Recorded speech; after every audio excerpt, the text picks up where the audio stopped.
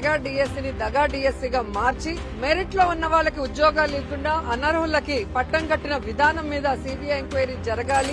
ఏ proofs పెట్టుకొని వాళ్ళు చెప్తున్నారు ఇది మెగా డిఎస్సి కాదు దగా డిఎస్సి అని చెప్పి బురద చల్లడానికి ట్రై చేస్తున్నారు. గాల్లో మాటలు కాదు, ఏదైనా ఆధారం ఉంటే చూపించండి. ఇంకా కొన్ని పోస్టులకు అయితే నీకు డిగ్రీ కూడా అవసరం లా. డిఎస్సి ఎగ్జామ్ ఎలాగో రాయాల్సిన పనుల, డిగ్రీ కూడా ఉండాల్సిన పనుల.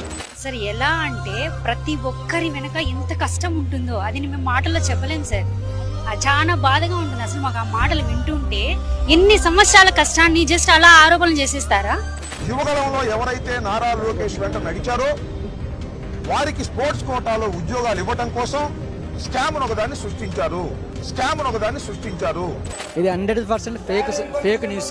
ఇప్పుడు ఈ ప్రభుత్వం చాలా కాన్ఫిడెన్షియల్ గా చేసింది, బాగా చేసింది, తొందరగా చేశారు. లక్షల మంది పరీక్ష రాస్తారు, మెరిట్ లిస్ట్ పెట్టరు.